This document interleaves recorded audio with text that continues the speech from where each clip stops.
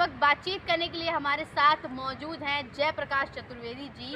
तो इनसे तमाम मुद्दों को लेकर चर्चा करेंगे और जिस तरीके से त्रिपुरा में जो नतीजे आए हैं चुनाव के उसको लेकर बातचीत करेंगे।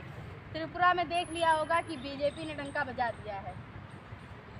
उनका डंका पूरे विश्व में बज रहा है, ऐसा लोग कहते हैं। मैं आपको बता दूं, जो भरा नहीं है भावों से, जिसमें बहती रसधार न हो, वो हृदय नहीं, वो पत्थर है। जिसमें किसानों के प्रति, महिलाओं के प्रति, बेरोजगार नौजवानों के प्रति, छात्रों के प्रति प्यार न हो, ये सरकार इस टाइप की है। पत्थर दिल सरकार है। पत्थर दिल सरकार है, तब भी 334 में से 229 ले आई है। अरे भाई, आप सुन लीजिए। मैं आपको दावे के साथ कह सकता हूँ कि ये जो नरेंद्र दामोदर दास मोदी जी की सरकार है, और त्रिपुरा में दंगा भी उन्होंने करवाया था, मस्जिदों में आग भी उन्होंने करवाई। संविधान किसी को इजाज़त नहीं देता है कि वो जो है समाज में द्वेष, घृणा और नफरत की भावनाओं के तहत कार्य करे। ये सरकार धोखेबाजों, जुमलेबाजों, देशद्रोहियों, अपराधियों को सुरक्षा देने वाली सरकार है। उत्तर प्रदेश में आपने देखा है, कल की ही घटना है, और आज तक जितनी भी परीक्षाओं की घोषणा हुई, फॉर्म भरे गए, आखिरी समय में उन परीक्षाओं के पेपर लीक करवा दिए जाते हैं। जो व्यक्ति कुंभ मेले के घोटाले का आरोपी है, जिसके ऊपर 250 करोड़ रुपए का घोटाले का आरोप है, जो बेसिक शिक्षा विभाग में घोटाला कर चुका है, उसको योगी सरकार पुरस्कृत करती है और उसे अपने ही जिले गोरखपुर का डीएम बनाती है। आपने पेपर लीक की बात की है, जिसमें योगी सरकार ने ही बोला है कार्रवाई के लिए, गिरफ्तारी भी हो चुकी है। पेपर 1 महीने में दोबारा कराया जाएगा, जिसकी फीस भी नहीं ली जाएगी। और कितना करें योगी जी? ये इनके पास समय कहाँ रह गया है कि 1 महीने में दोबारा ही पेपर करवा रहे हैं, तब तक चुनाव की घोषणा हो जाएगी, आचार संहिता लग जाएगी। अब इनके जाने की बेला है। कल मैं विद्यार्थियों का, बेरोजगार नौजवानों को सुन रहा था कि वो बेचारे, उन्होंने कहा है कि इस बार उत्तर प्रदेश में या देश में नहीं आएगी भाजपा सरकार, और ये लोग ग्रामीण क्षेत्रों में जा नहीं सकते हैं। आप बताइए, इतना पैसा खर्चा करके। हाँ, आप कह रहे हैं त्रिपुरा में इन्होंने ही दंगे कराए, त्रिपुरा में ही पूर्ण बहुमत लेकर आए। अरे विधानसभा का चुनाव हुआ था क्या? जिसका भी हुआ हो, क्षेत्र पंचायत का चुनाव हुआ था ना। हाँ। आज उत्तर प्रदेश में तमाम इनके जिला पंचायत अध्यक्ष हैं, और सीट कितनी निकली थी? लखीमपुर खीरी में चीरहरण किसका हुआ था? इन सबों के बारे में आप नहीं जानती हैं कि ये भ्रष्टाचारियों, देशद्रोहियों की सरकार है, ढब और संतियों की सरकार है। 1 साल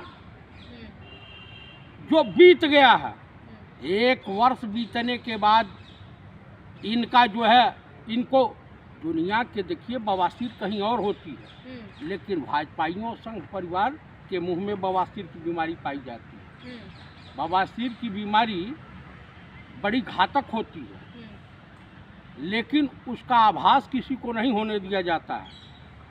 आप खुद बता दीजिए कि उत्तर प्रदेश में चुनाव होने हैं, गोवा में होने हैं, मणिपुर में होने हैं, पंजाब में होने हैं, उत्तराखंड में होने हैं। चुनाव बाद बात कर लीजिएगा ना कि किसकी सरकार आ रही है, अब कितनी बहुमत से आ रही है। अरे इस बार जूते जूते पीटे जाएंगे लोग। आप जनता का शोषण कर रहे हो, राम मंदिर के नाम पर, हिंदू मुसलमान के नाम पर, भारत पाकिस्तान के नाम पर। आपके पास मुद्दा क्या है? विकास के मुद्दे पर आप वोट नहीं मांग सकते हो।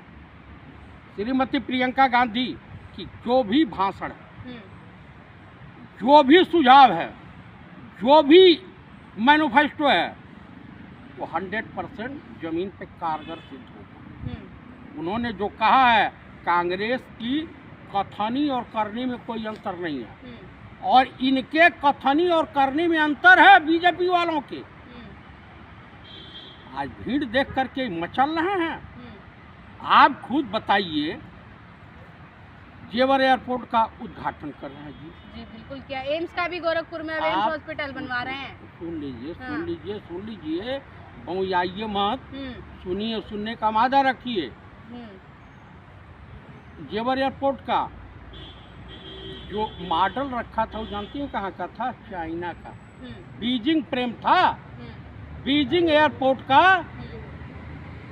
कि जो सीनरी, वो तो देश में बेइज्जती हो रही है, इंटरनेशनल बेइज्जती अपनी करवा रहे हैं।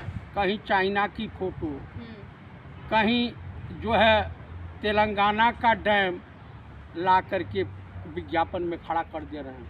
आवाज़ में भत पीट रही है। इतने बहादुर हैं भाजपा के मुख्यमंत्री और प्रधानमंत्री कि ये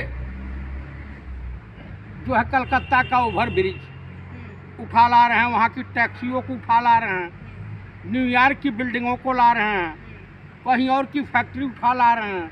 ये तो हनुमान जी से ज़्यादा ताकतवर हो गए। आप बताइए, वो तो एक छोटा सा पहाड़ का ईश्वर का रूप तो वैसे ही कहा जाता है प्रधानमंत्री मोदी को। ईश्वर का रूप? हाँ, भाजपा वाले कहते हैं ईश्वर के रूप है प्रधानमंत्री नरेंद्र मोदी। आप जैसे बकलोल, मूर्ख, चूतिए, अंधभक्तों के द्वारा ये प्रचारित किया जाता है। भाजपा वाले अंधभक्त हैं। और क्या आप समझ रही हैं? वहाँ मूर्खों की जमात है। हाँ, उनके पास एक भी अर्थशास्त्री है कोई? दिखाई देता है अर्थशास्त्री? मन की बात नहीं सुनी थी प्रधानमंत्री मोदी की कल? मैं उनकी, हमारे पास इतना समय है कि इस ढप्पर संखी के मन की बात सुनने जाऊं? हाँ, सेवक हैं, सेवक कह रहे हैं अपने आप को, सत्ता में नहीं सेवा में रहना चाहते हैं। हाँ, अपने माँ बाप की तो सेवा किया नहीं, अपनी पत्नी की सेवा किया नहीं। पत्नी पे कहाँ चले जाते हैं आप? और देश सेवा में बड़ा मगन हो रहे हैं।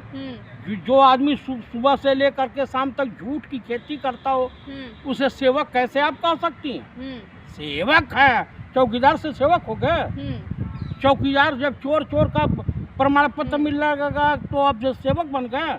कुछ दिन में दास बन जाएंगे, कुछ दिन में जो है ये सन्यासी बन जाएंगे, कुछ दिन में गुफा पुत्र बन जाएंगे। अच्छा, इससे पहले कहते थे कि कांग्रेस जो है एम्स हॉस्पिटल बनवाया है, विकास किए हैं, निर्माण किए हैं सड़कों के, हाईवे के। अब एम्स तो गोरखपुर में खुद भी खुलवा रहे हैं प्रधानमंत्री मोदी।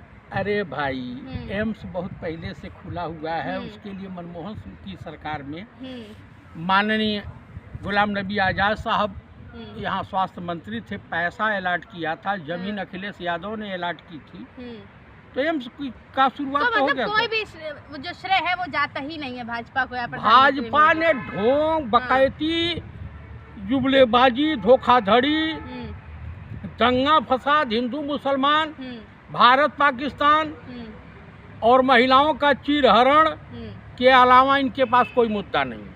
विकास के मुद्दे पे वोट नहीं मांग सकते। काशी विश्वनाथ में विश्वनाथ धाम का लोकार्पण करने जा रहे हैं, सभी साधु संतों को आमंत्रित करा है प्रधानमंत्री मोदी ने। अयोध्या के साधु संतों का वक्तव्य सुनी है? नहीं सुनी है तो सुन लीजिए।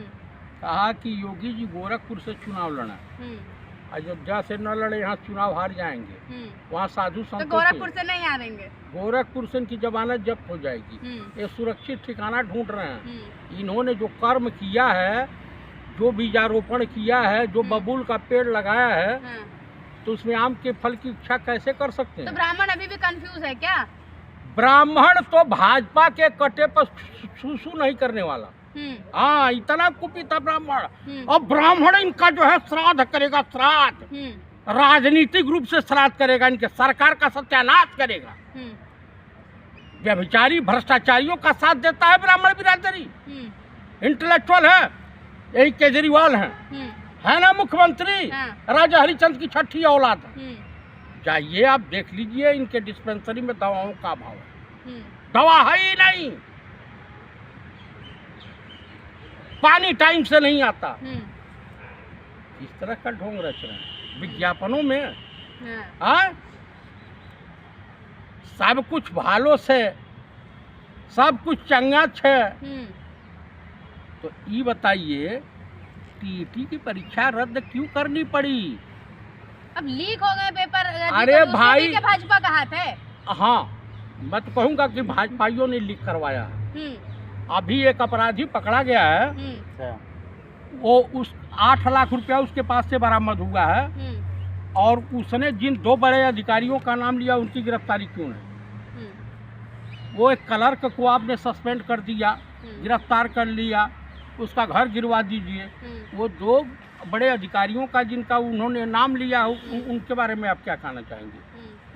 उनको भी दंडित किया जाना चाहिए। अच्छा, आपने प्रियंका गांधी की बात की कि बड़ा जो है एक चुनावी मैदान में उतर गई। स्मृति ईरानी ने कहा था कि बेटे जो कुछ कर नहीं पाते इसीलिए बेटियां मैदान में उतरी हैं। तंज कसा राहुल गांधी पर। अच्छा, ये बताइए कि दुनिया के तमाम विद्वान, दुनिया के तमाम पत्रकार, दुनिया के तमाम ब्यूरोक्रेट राहुल गांधी को इंटेलिजेंट लीडर मानते हैं, ईमानदार मानते हैं, नेक दिल इंसान मानते हैं, बुद्धिमान मानते हैं, विश्व के चुनिंदा नेताओं में शुमार मानते हैं।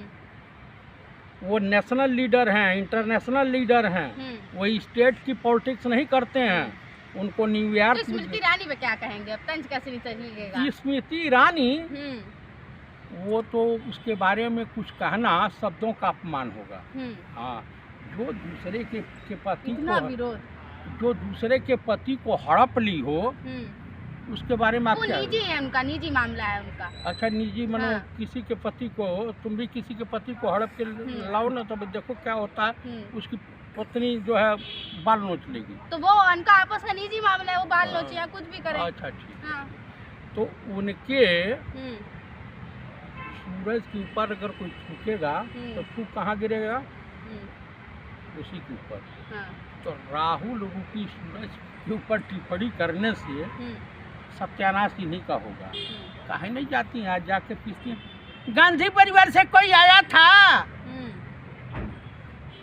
राहुल गांधी यहाँ आए थे? अमेठी जवाब मिला, इनका मुंह हो गया चोखा। हाँ, अब मुख पे काली पोत के चली आई दिल्ली। तो प्रियंका गांधी का असर दिखेगा मतलब अब चुनाव? प्रियंका गांधी कांग्रेस 250 सीटें ला करके सरकार बनाने जा रही है। अब कहाँ है? हवा में है। हाँ, चलिए, तो ये थे हमारे साथ जयप्रकाश चतुर्वेदी जी। इनका गुस्सा तो आप लोगों ने देख ही लिया होगा, किस तरीके से ये दावा कर रहे हैं कि इस बार भाजपा